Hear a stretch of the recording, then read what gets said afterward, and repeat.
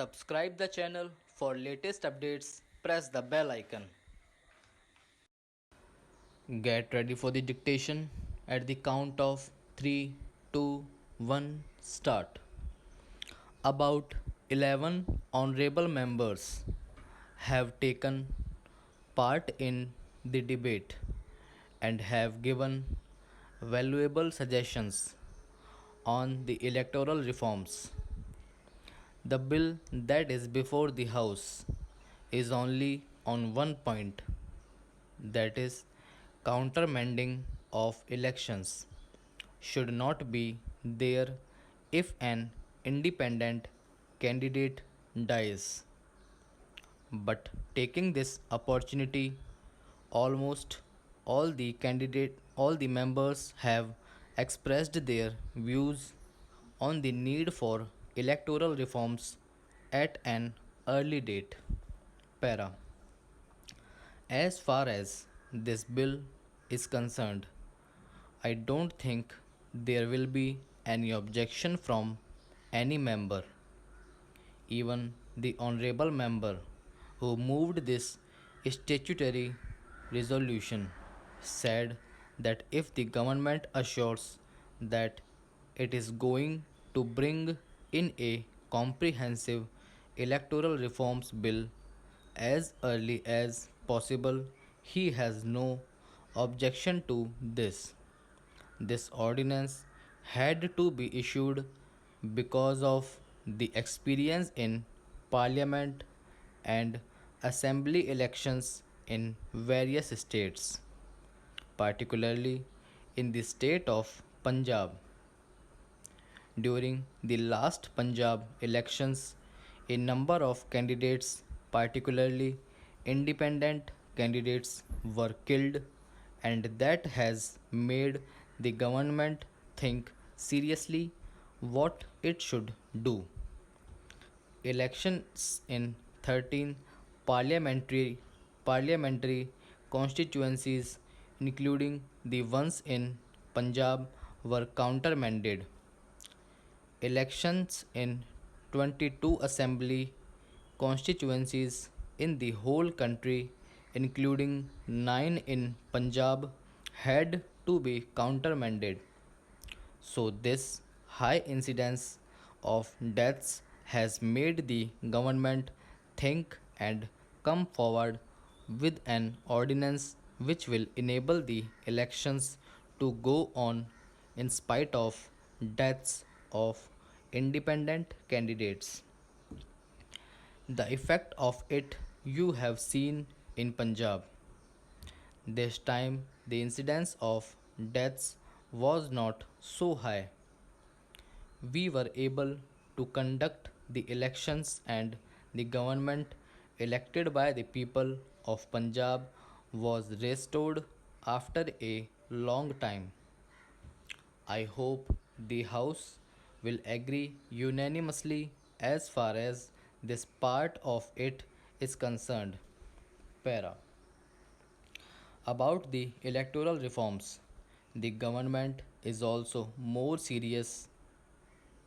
We have been making a lot of efforts. I will come forward with some of the suggestions later, but as the Honorable Member Dr. Jain has said, a lot of effort has gone into this thinking about the electoral reforms. Para. The Prime Minister called a meeting of the leaders long back, and later on, late Shri Dinesh Goswami, who was the Minister of Law, had constituted a committee under his chairmanship and made a deep study and had come forward with two or three bills. Three bills are also pending in the parliament. We could not proceed with them. Para.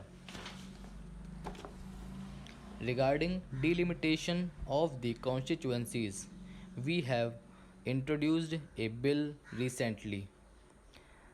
The bill that was introduced earlier was based on the 1981 census. Now the 1991 census is over. We thought we should take advantage of that and go in for delimitation of the constituencies. One of the suggestions that have been made by the members was that the scheduled caste constituencies should be rotated. This is also under the consideration of the government. Para. About the appointment of election commissioner and other things, the government is of the opinion that we should take up these things along with other suggestions. Only after that and after consulting the opposition leaders, the government will take a decision and we will come forward with a consolidated bill. This process we have already started. We were waiting for the recommendations on the electoral reforms from the Election Commission.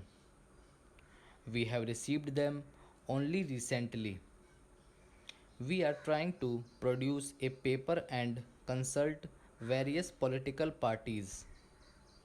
We expect to complete this consultation process before the parliament sessions ends in May 1992. If possible, we will try to bring forward the bill during this session itself. Otherwise, in the next session of Parliament, we will bring a consolidated electoral reforms bill before this House. Para. Shri Dinesh Goswami's suggestions have been taken into consideration. The committee headed by him has done a good job. That is why he had introduced four bills. The most important of them is the multi-purpose photo identity cards. Non-serious candidates have to be avoided. How to avoid booth capturing. All these points are engaging the attention of the government. Para. In the recent elections, we have seen that there was a need not only for the security of the independent candidates but also for the security of political party candidates. A number of candidates have filed their nominations. I have seen in one constituency that there were about 20 independent candidates. Accompanied, Accompanying 20 independent candidates were security personnel, totaling 80 at the rate of one sub inspector, one head constable, and two constables. 20 candidates and 80 police personnel accompanying them looked like an army marching. What kind of an impression it will create on the voter? We should seriously think of avoiding these independent candidates. That is a very important point.